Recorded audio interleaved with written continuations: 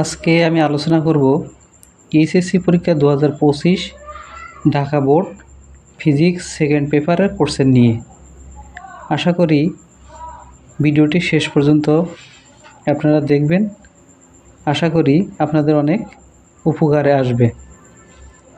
তো প্রথম কোশ্চেন হলো, পরীক্ষাগারে একটি ইঞ্জিন, তাপ ইঞ্জিন 500 কেলভিন তাপমাত্রার উৎস থেকে 1000 জুল তাপ গ্রহণ করে 300 কেলভিন তাপমাত্রার গ্রাহকে 600 জুল তাপ বর্জন করে। তো গ নম্বরের কোশ্চেন হলো, তাপ ইঞ্জিনটির দক্ষতা নির্ণয় করো। তো দক্ষতার সূত্র হলো ইটা ইকুয়াল টু 1 - T2/T1 ইন্টু 100%। তো আমরা সলভটা দেখি।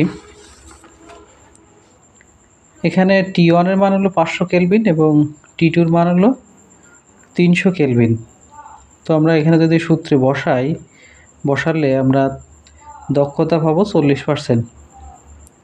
তো এখানে দক্ষতা নির্ণয়ের সূত্র টি দিয়েও বের করা যাবে এবং কিউ দিয়েও বের করা যাবে, দুইটা দিয়েই একই অ্যান্সার আসবে।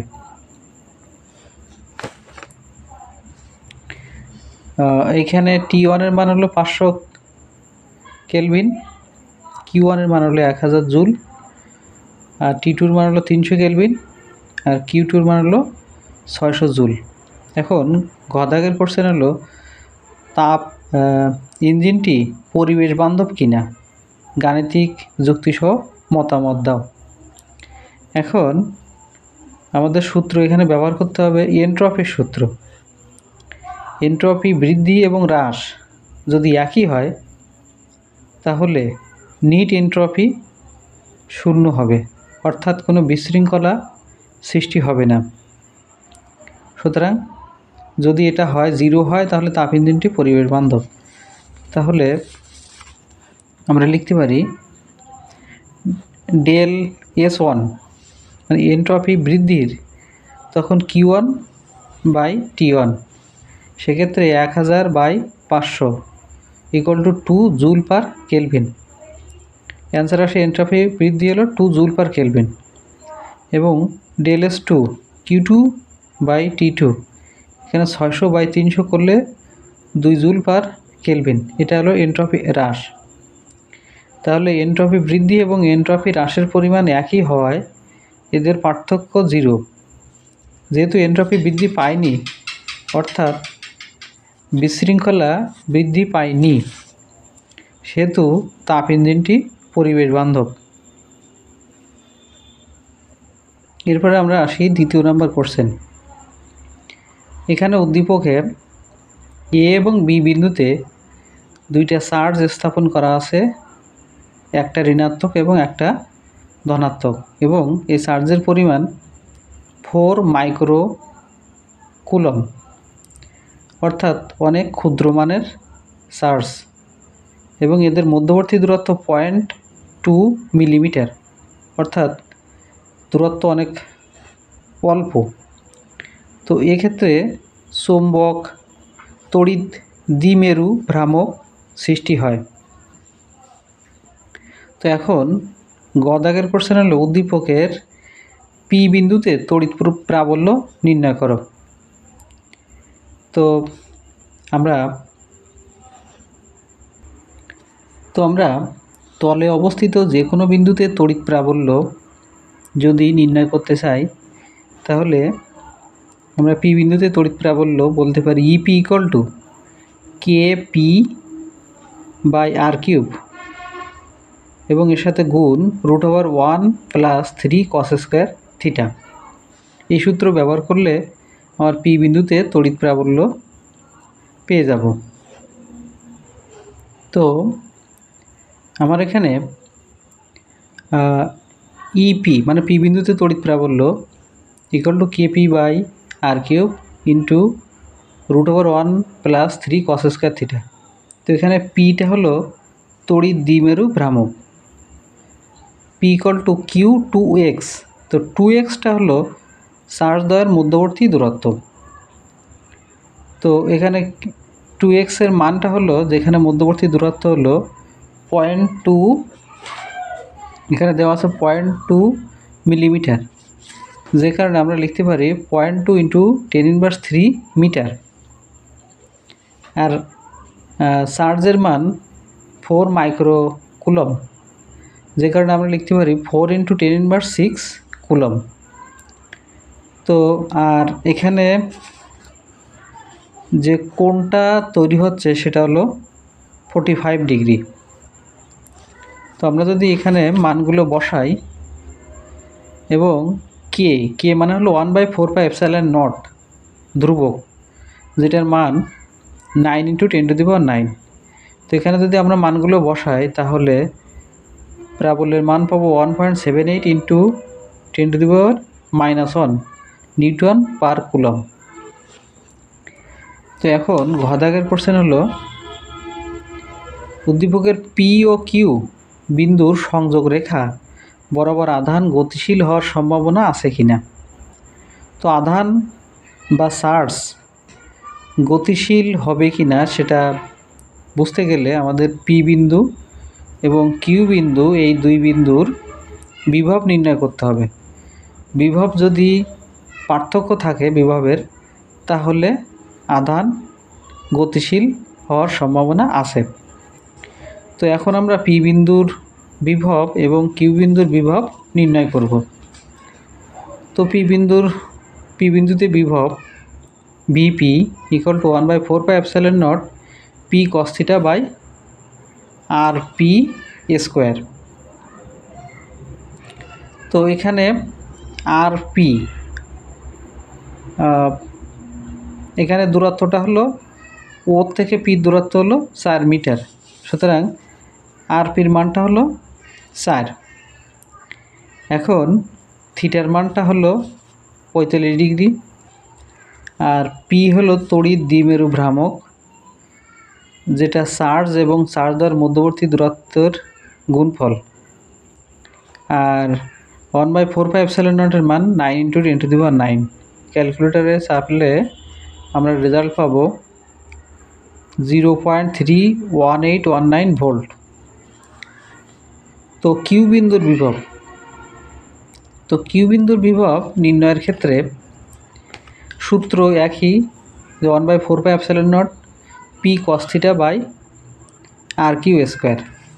এখানে আর কিউ এর মানটা হলো 3 মিটার, তবে থিটার মানটা কত? তো আমাদের থিটার মানটা বসাতে হবে, আমরা কিউ এর মান বসাচ্ছি 4 micro coulomb plus 4 micro coulomb, যে কারণে আমাদের থিটার মানটা হবে এই কোণটা। তো টোটাল যদি 180 হয়, সেখান থেকে আমরা 30 বাদ দেব, বাদ দিলে থিটার মানটা পাওয়া যাবে 150 ডিগ্রি। 180 থেকে 30 বাদ দেব। তো অন্য ডাটাগুলোর মান যদি আমরা বসাই, তাহলে কিউ বিন্দুর বিভব পাবো -0.6928 ভোল্ট।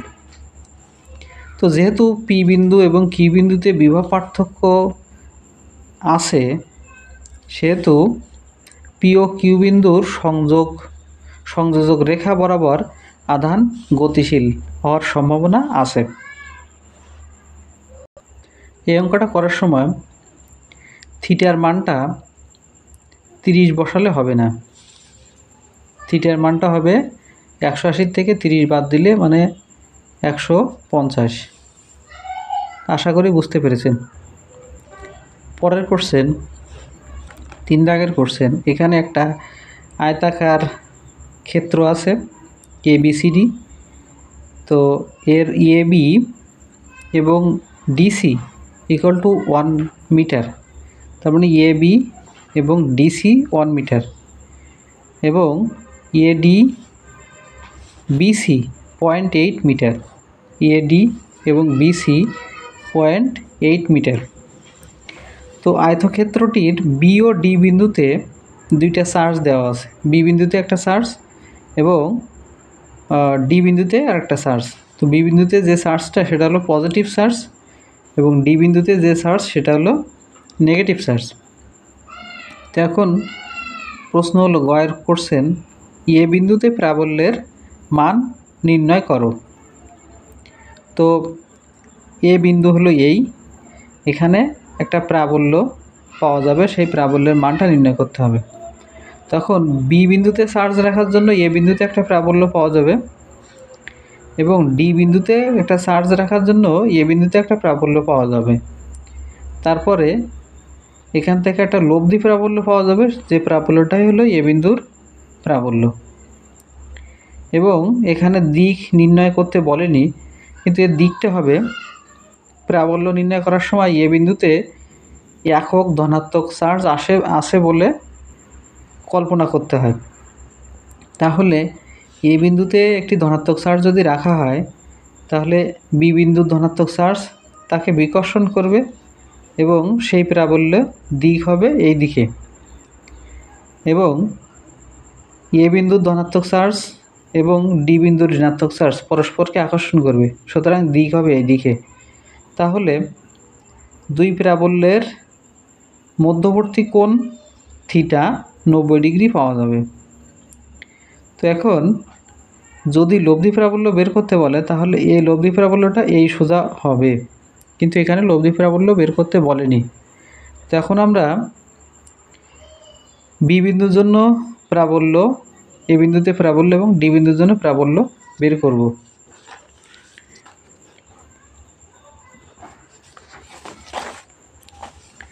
তিনের গ, ই এ বি। তো সূত্র হলো 1/4πε0 Q/r²।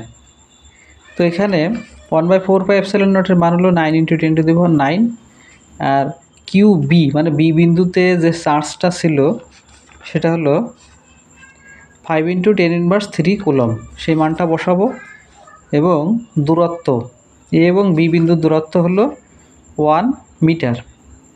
তো এই মানটা বসালে উত্তর পাওয়া যাবে এখানে 4.5 × 10⁷ নিউটন পার কুলম্ব। আবার ডি বিন্দুর জন্য এ বিন্দুতে প্রাবল্য ইএডি, সেক্ষেত্রেও আমরা এই সূত্রে মানটা বসাবো। এখানে কিউ এর মানটা হলো 2.25 × 10⁻³, কিন্তু এটা হলো ঋণাত্মক। তো প্রাবল্য নির্ণয়ের ক্ষেত্রে পজিটিভ নেগেটিভ কোনো চিহ্নই দেওয়া লাগে না। তো এখানে দূরত্বটা হলো 0.8, যার স্কোয়ার করলে এখানে মানটা আসবে 3.16 × 10⁷ নিউটন পার কুলম্ব। তো এখন দুইটা প্রাবল্য পাওয়া গেছে, সেখান থেকে আমরা লব্ধি প্রাবল্য বের করব। দুইটা যদি আমরা বের করি, তাহলে E1² + E2² + 2 E1 E2 cos তাদের মধ্যবর্তী কোণ। তো এখানে আমাদের E1 বলতে EAB এবং E2 বলতে EAD। তো এখান থেকে যদি আমরা মানগুলো বসাই, যেহেতু cos 90 ডিগ্রি তার মান 0, সুতরাং এই অংশটা টোটালি 0 হয়ে যাবে, থাকবে √এর ভিতরে থাকবে EAB² + EAD²।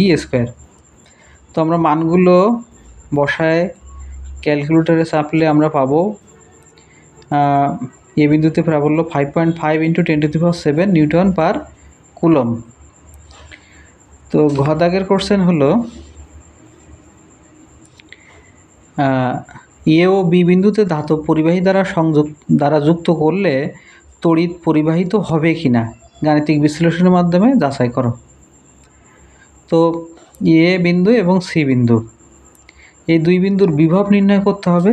বিভব নির্ণয় করার পরে যদি পার্থক্য থাকে তাহলে তড়িৎ প্রবাহিত হবে। তাহলে আমরা এ বিন্দুর বিভব এবং সি বিন্দুর বিভব নির্ণয় করব। তো এ বিন্দুর বিভবটা বি বিন্দু চার্জের জন্য একটা বিভব পাওয়া যাবে এবং ডি বিন্দুর চার্জের জন্য একটা বিভব পাওয়া যাবে। তো বিভব বীজগাণিতিক রূপে যোগ করা যায় বিভবকে। তো আমরা এ বিন্দুর বিভব যদি বের করি VA equal to VD plus VB। তো ডি বিন্দুর জন্য বিভব C into QD by RAD, মানে AD দূরত্ব। বি বিন্দুর জন্য CQB, মানে বি বিন্দুতে যে চার্জটা আছে এবং AB এর মধ্যবর্তী দূরত্ব। তো এখানে একটা জিনিস খেয়াল রাখতে হবে যে আমাদের বিভব নির্ণয়ের ক্ষেত্রে চার্জের চিহ্ন যদি পজিটিভ নেগেটিভ যা থাকে সেটা দিতে হবে, কিন্তু তড়িৎ প্রাবল্যের ক্ষেত্রে সেটা দেওয়া লাগবে না। তো এটা নর্মাল বীজগাণিতিক যোগফলের মতো আমরা এটা করব। তো এখান থেকে আমরা এই মানটা পাবো 1.97 × 10⁷ ভোল্ট। এখানে সি এর মান হলো C ইকুয়াল টু 1/4πε0, যেটার মান 9 × 10⁹। এখান থেকে সি কমন নেওয়া হয়েছে, নিলে ব্র্যাকেটের ভিতরে বাকিগুলো রয়ে গেছে, সেগুলোর মানগুলো আমরা বসালে এই মানটা পাবো। একইভাবে আমরা সি বিন্দুতে বিভব বের করব ডি বিন্দুতে চার্জের জন্য এবং বি বিন্দুতে চার্জের জন্য। একই সূত্র দিয়ে এখানে আমাদের দূরত্ব হবে, তখন প্রথমটা হবে CD দূরত্ব ডি বিন্দুর জন্য, সি বিন্দুতে বিভব, এবং বি বিন্দুর জন্য সি বিন্দুতে বিভব হলো CB। তো এই দূরত্বগুলো আমরা মান বসায় দেব। মান বসায় দিলে সি বিন্দুর বিভব পেলাম 3.6 × 10⁷ ভোল্ট। তো এইখানে সি বিন্দুর বিভবটা এ বিন্দুর বিভব থেকে বেশি, তাই সি থেকে এ বিন্দুতে তড়িৎ প্রবাহিত হবে। আশা করি বুঝতে পেরেছেন। 4 নম্বর কোশ্চেনটা হলো বায়ু মাধ্যমে ইয়ংয়ের দ্বি-সিড পরীক্ষায় ব্যবহৃত আলোর তরঙ্গ দৈর্ঘ্য 5400 অ্যাংস্ট্রম। দ্বি-সিড দ্বয়ের মধ্যবর্তী দূরত্ব 1.5 মিলিমিটার এবং সিড হতে পর্দার দূরত্ব 2.0 মিটার। পানির প্রতিসরণাঙ্ক 4/3। তো এখন গদাগের কোশ্চেন হলো পর্দায় সৃষ্ট অষ্টম উজ্জ্বল ডোরার কৌণিক সরণ নির্ণয় করো। তো উদ্দীপক থেকে আমরা বুঝলাম এটা একটা ব্যতিচার। তো ব্যতিচারের ক্ষেত্রে উজ্জ্বল হওয়ার শর্ত হলো, উজ্জ্বল ডোরার শর্ত হলো A sin θ equal to n lambda. তো আমরা হলো সিড দ্বয়ের মধ্যবর্তী দূরত্ব, যেটার মান এখানে দেওয়া আছে 1.5 মিলিমিটার। তো আমাদের মিলিমিটারকে মিটার করে নেব 10⁻³ গুণ করে। আর যেহেতু এখানে অষ্টম উজ্জ্বল ডোরা, তার মানে এর মানটা হলো 8 এবং তরঙ্গ দৈর্ঘ্য 5400 অ্যাংস্ট্রম, যেটা মিটারে নিয়ে গেলে 10⁻⁻10 দিয়ে গুণ করতে হবে। তো মানগুলো বসিয়ে আমরা থিটার মান পাবো 0.165 ডিগ্রি। গদাগের কোশ্চেন পরীক্ষণটি পানিতে সম্পন্ন করা হলে ডোরার প্রস্থ একই থাকবে কি না। তো আমাদের ডোরার প্রস্থের সূত্র হলো ∇x ইকুয়াল টু λd/2a। তো আমাদের এখানে এ এবং ডি এর মানটা পরিবর্তন হয়নি বা হবে না। এটা হলো সিড দ্বয়ের মধ্যবর্তী দূরত্ব, যেটা 1.5 মিলিমিটার, যেটা বায়ু এবং পানিতে একই, এবং বড় হাতের ডি সির হতে পর্দার দূরত্ব, এটাও দুই মাধ্যমে একই। সুতরাং ল্যামডার সঙ্গে ডোরার প্রস্থের সম্পর্ক সমানুপাতিক। তো বায়ুতে যে তরঙ্গ দৈর্ঘ্য পাওয়া যাবে, পানিতে তরঙ্গ দৈর্ঘ্য তার থেকে কম পাওয়া যাবে, যে কারণে পানিতে ডোরার প্রস্থ কম হবে। এখন আমরা গাণিতিকভাবে বোঝার চেষ্টা করি।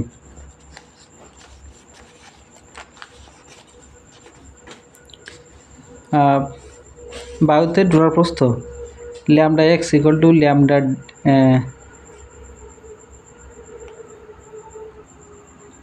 বায়ুতে ডোরার প্রস্থ ∇x ইকুয়াল টু λd/2a। তো তো এখানে ল্যামডার মানটা এখানে দেওয়া আছে 4500 অ্যাংস্ট্রম, যেটা আমরা মিটারে নিয়ে গেলাম 10⁻⁻10 দ্বারা গুণ করে। এবং ডিটা হলো সির হতে পর্দার দূরত্ব 2 মিটার। তো এখানে সূত্রে 2 আছে, তারপরে এর মানটা হলো 1.5 মিলিমিটার, যেটা আমরা মিটারে নিয়ে গেলাম। তো এখান থেকে আমরা ক্যালকুলেশান করলে পাবো 0.00036 মিটার। তো বায়ুতে জড়প্রস্থ পাওয়া গেল। তো এখন আমরা যদি দেখি যে বায়ুর সাপেক্ষে পানির প্রতিসরণাঙ্ক ইকুয়াল টু পানির প্রতিসরণাঙ্ক এবং বায়ুর প্রতিসরণাঙ্ক ইকুয়াল টু বায়ুতে তরঙ্গদৈর্ঘ্য বাই পানিতে তরঙ্গদৈর্ঘ্য। তো আমাদের লাগবে এইটা এবং এইটা। তো এখান থেকে এই দুইটার সঙ্গে কম্পেয়ার করলে lambda W equal to lambda A by A eta W. তো আমাদের এখানে ল্যামডা এর মান দেওয়া আছে এবং এ ইটা ডাব্লু, অর্থাৎ পানির প্রতিসরণাঙ্কের মান 4/3। তো এখান থেকে ল্যামডা ডাব্লুর মান পাওয়া গেছে 4.05 × 10⁻⁻7 মিটার। তো এই মানটা আমরা পানিতে জড়প্রস্থের সূত্রে বসাবো। Del W equal to lambda W D/2a। এখানে মান বসালে পাবো পানিতে জড়প্রস্থ 0.00027 মিটার, যেটা পানির প্রস্থ কমে গেছে, আগের মানের থেকে পরের মান কম। সুতরাং আমরা বলতে পারি পানিতে ডোরার প্রস্থ কমে যাবে। এখন আমরা আসি 5 নম্বর কোশ্চেনে। এখানে কোশ্চেনটা হলো 35 বছর বয়সে একজন নভোচারী 600 কেজি ভরের একটি মহাকাশযানে 0.8 সি বেগে মহাকাশ অভিযানে বের হলেন। তার হিসাবে 20 বছর পর তিনি পৃথিবীতে ফিরে আসলেন। গদাগের কোশ্চেন হলো ফিরে আসার পর পৃথিবীর হিসেবে নভোচারীর বয়স নির্ণয় করো। তো এখানে একটু মনে রাখতে হবে যে সময়ের ক্ষেত্রে একজন হলো টি নট আর একজন হলো টি। তো টি নট হলো স্থির সময় এবং টি হলো গতিশীল সময়। এখন মহাকাশচারীর ক্ষেত্রে টি হবে না টি নট হবে, এবং পৃথিবীর ক্ষেত্রে টি হবে না টি নট হবে। তো এখানে আমাদের খেয়াল রাখতে হবে যে ঘটনা ঘটাবে তার সময়টা হলো টি নট। তো এখানে ঘটনাটা ঘটাচ্ছে একজন নভোচারী, তো এই জন্য নভোচারীর সময়টা হলো টি নট এবং টিটা হলো গতিশীল সময়, যেটা পৃথিবীর সময়। তো এখন আমরা সূত্র বসাবো T equal to T nought by √1 - v/c এর হোল স্কয়ার। তো এখানে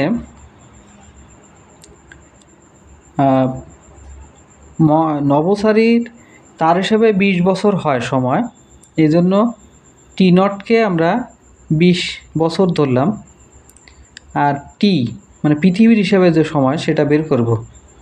তো এখানে বি এর মান হলো 0.8 সি। এই মানগুলো বসালে আমরা টি এর মান 33.33 বছর। তো নভোচারী 35 বছর বয়সে মহাকাশে যান। তো সেক্ষেত্রে 35-এর সঙ্গে এই বয়সটা যোগ হলে পাওয়া যাবে 68.33 বছর। অর্থাৎ ফিরে আসার পর পৃথিবীর হিসাবে নভোচারীর বয়স হবে এত। এখন আমরা দেখব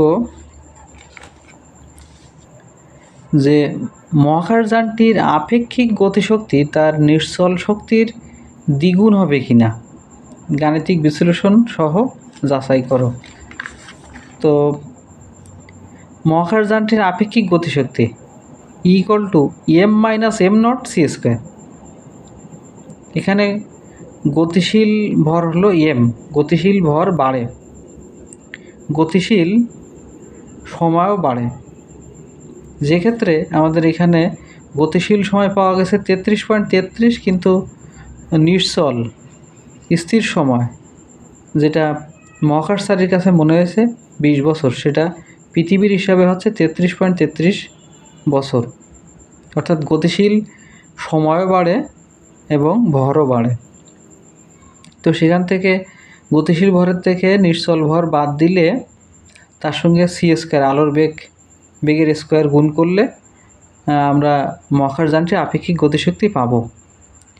তো প্রশ্নে আমাদের এম নটের মানটা দেওয়া আছে 600 কেজি, কিন্তু এম এর মানটা বের করতে হবে। তো আমরা সূত্র জানি M equal to M naught by √1 minus V by C এর হোল স্কোয়ার।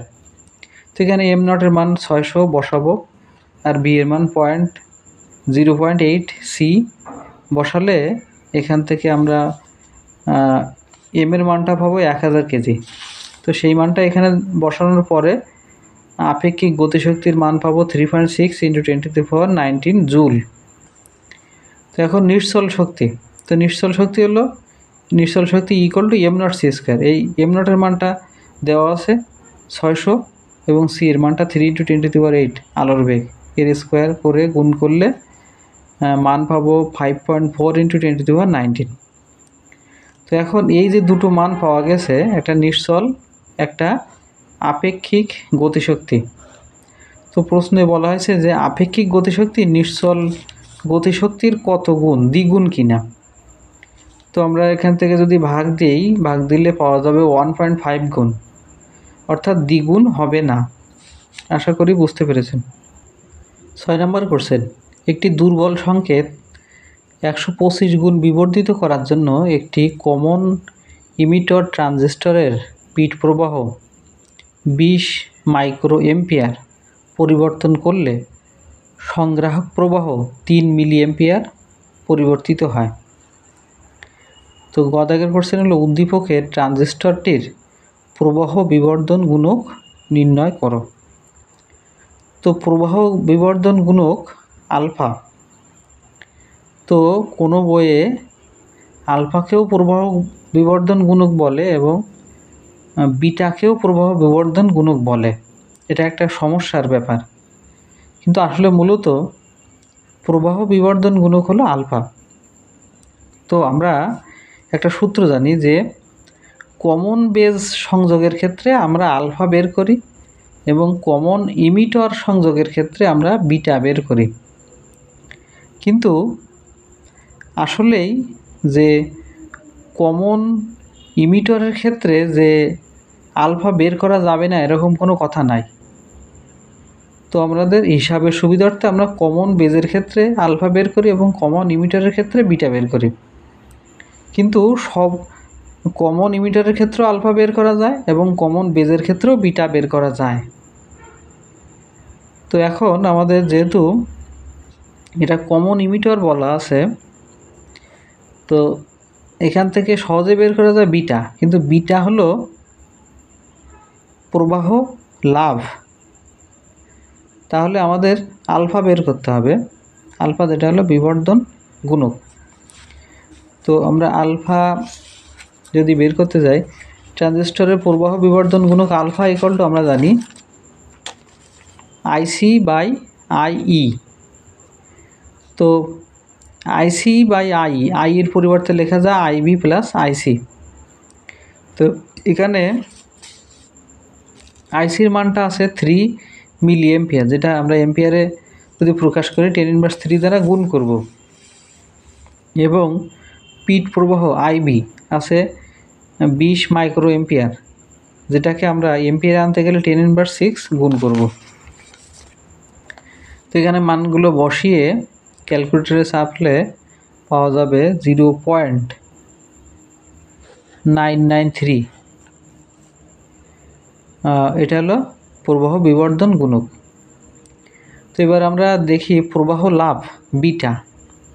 তো প্রবাহ লাভ বিটা আমাদের ঘ নাম্বার কোশ্চেন হলো যে উদ্দীপকের ট্রানজিস্টরটির দ্বারা লক্ষ্য অর্জন করা সম্ভব কিনা, অর্থাৎ দুর্বল সংকেতকে 125 গুণ বিবর্ধিত করা যাবে কিনা। তো এটা করতে গেলে আমাদের প্রবাহ লাভ বের করতে হবে। তো প্রবাহ লাভ beta equal to del IC by del IB. তো মানগুলো বসালে আমরা প্রবাহ লাভ পাবো 150 গুণ। তো প্রবাহ লাভ আমাদের বলছে যে 125 গুণ বিবর্ধিত করা যাবে কিনা, যেখানে আমাদের মান পাওয়া গেছে 150। হ্যাঁ, অবশ্যই ট্রানজিস্টরটি দ্বারা লক্ষ্য অর্জন করা সম্ভব। আমরা আসলে বিটার উপরেই সব কিছু নির্ভর করে, কারণ বিভব লাভের ক্ষেত্রেও বিটা কাজে লাগে, ক্ষমতা লাভের ক্ষেত্রেও বিটা কাজে লাগে। বিভব লাভ AB equal to beta R L by R I. R এলটা হলো লোড রোধ আর আর আই হলো ইনপুট রেজিস্ট্যান্স। ঠিক ক্ষমতা লাভের ক্ষেত্রে আমরা বলতে পারি beta square R L by R I. ট্রানজিস্টরটি দ্বারা লক্ষ্য অর্জন করা সম্ভব। এরপরে আমরা আসি 7 নাম্বার কোশ্চেন। 7 নাম্বার কোশ্চেনে বলা আছে 7.5 × 10⁵ ms ইনভার্স 1 বেগের ইলেকট্রন নির্গমনের জন্য 3 ইলেকট্রোভোল্ট কার্য অপেক্ষকের একটি ধাতব পৃষ্ঠে 260 ন্যানোমিটার তরঙ্গদৈর্ঘ্যের আলো আপতিত করা হলো। গদাগের কোশ্চেন হলো পরীক্ষায় ব্যবহৃত ধাতুর সূচন তরঙ্গদৈর্ঘ্য নির্ণয় করো। তো আমরা জানি সূচন কার্যাপেক্ষক W0 = H F0। F0কে আমরা বলতে পারি C/λ0। তো এখানে যেহেতু সূচন তরঙ্গ দৈর্ঘ্য চাইছে, সেহেতু আমরা লিখতে পারি λ0 = H C/W0। তো W0 হলো কার্যাপেক্ষক, যেটার মান দেওয়া আছে 3 ইলেকট্রোভোল্ট। ইলেকট্রোভোল্টকে আমরা ভোল্টে জুলে নিয়ে যাব, অর্থাৎ এর সাথে 1.6 × 10⁻19 গুণ করব। তো এইচ এর মানটা বসাবো 6.63 বসানো যায়, অথবা 6.626 × 10⁻34। সি এর মান বসাবো। বসানোর পরে আমরা রেজাল্ট পাবো 4.14 × 10⁻⁻7 মিটার। গদাগের কোশ্চেন উদ্দীপকের প্রক্রিয়াটির সঠিকতা গাণিতিক যুক্তি সহ ব্যাখ্যা করো। অর্থাৎ আমরা যদি বের করতে পারি যে কার্যাপেক্ষক এত এবং তরঙ্গ দৈর্ঘ্য যে আলো আপতিত হয় তার তরঙ্গ দৈর্ঘ্য 260 ন্যানোমিটার যদি থাকে, তাহলে ইলেকট্রন নির্গমনের বেগ কত সেটা যদি আমরা বের করতে পারি, তাহলে এটার ব্যাখ্যা দিতে পারবো। তো আমরা জানি E = ½ mv_max² প্লাস W0। অর্থাৎ ইলেকট্রনের যে আগত ইলেকট্রনের শক্তিটা ধাতব পৃষ্ঠের যে কার্যাপেক্ষক সে কিছু নষ্ট করে এবং বাকি শক্তি নিয়ে এসে গতিপ্রাপ্ত হয়। তো আমরা এখান থেকে Vmax-এর মানটা বের করব। তো এখান থেকে সূত্র যদি আমরা দেখি, তাহলে ½ mv_max² = E - W0। তো এখান থেকে শুধু Vmax = আমরা এটা লিখতে পারি। এখন W0 এর মান দেওয়া আছে, কিন্তু E এর মান দেওয়া নাই।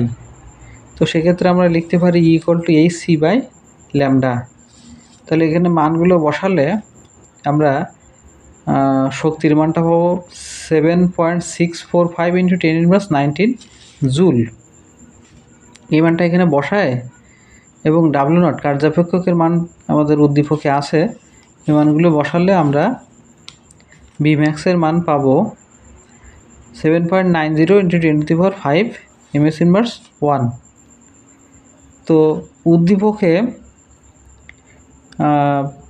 ইলেকট্রন নির্গমনে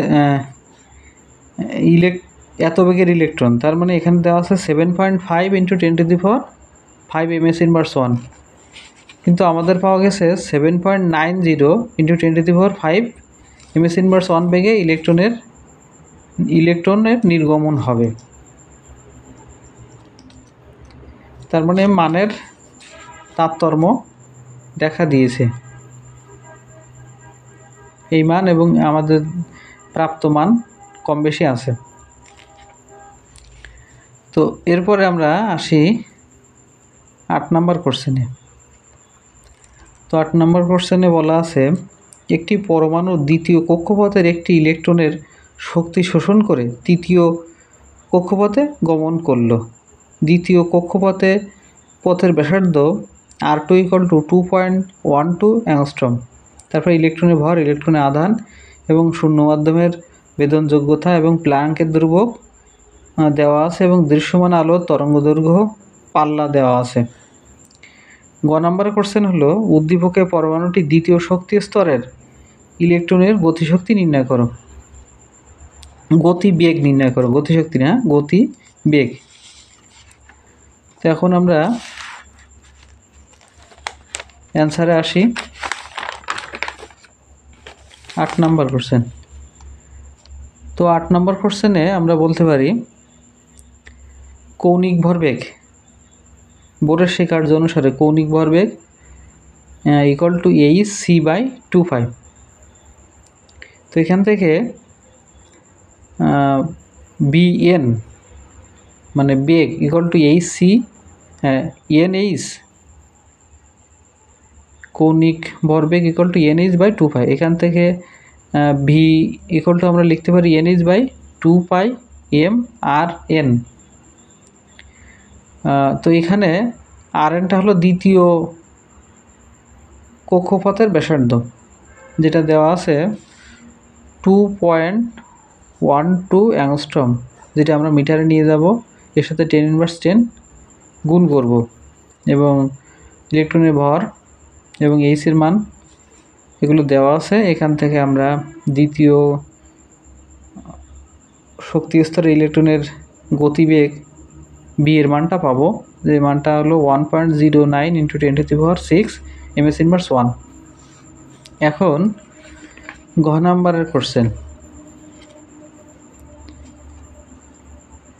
উদ্দীপকে শোষিত বিকিরণটি দৃশ্যমান বিকিরণ ছিল কি না গাণিতিক যুক্তি সহ ব্যাখ্যা করো। তো আমরা এর তরঙ্গদৈর্ঘ্য বের করব। তরঙ্গদৈর্ঘ্য বের করার পরে আমাদের যে দৃশ্যমান আলোর তরঙ্গদৈর্ঘ্যের পাল্লার সঙ্গে এটা মিলাবো, যদি এর ভিতরে থাকে তাহলে বিকিরণটি দৃশ্যমান, আর যদি না থাকে তাহলে দৃশ্যমান নয়। তো আমরা সূত্র জানি F = m e⁴, মানে কম্পাঙ্ক 8c³ ε0² ইন্টু 1/n1² - 1/n2²। তো এখানে n এর মান হলো 2 এবং n2 এর মান হলো 3। তো আমরা যদি মানগুলো বসাই, কিন্তু একটা সমস্যা হলো এখানে আমরা ক্যালকুলেটরে রেজাল্ট পাবো না, যে কারণে আমরা এই সূত্র না বসায় অন্য আরেকটা সূত্রে যাব, যেটাতে আমাদের সহজ হবে। তো সেই সূত্রে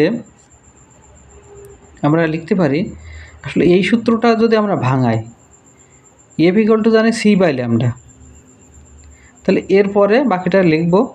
এরপরে আমি যদি লিখি 1/λ, তাহলে এই সিটা এইখানে নিচে এসে যায়, তখন আর m(e⁴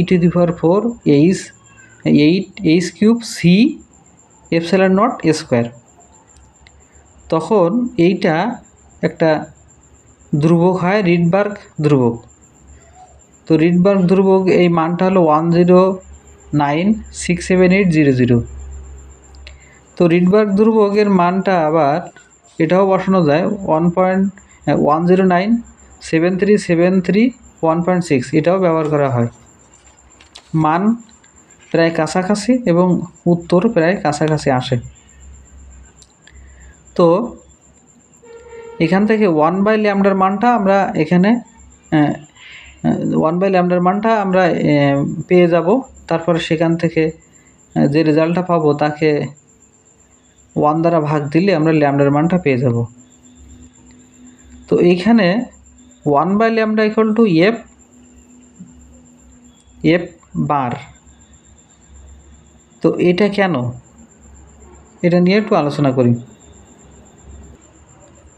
আমরা জানি f হলো কম্পাঙ্ক,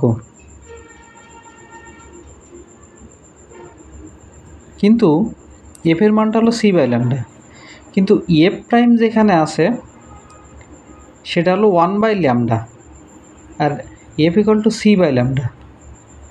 তো এখানে এই এফটার মানে কি, এইটা হলো তরঙ্গ সংখ্যা।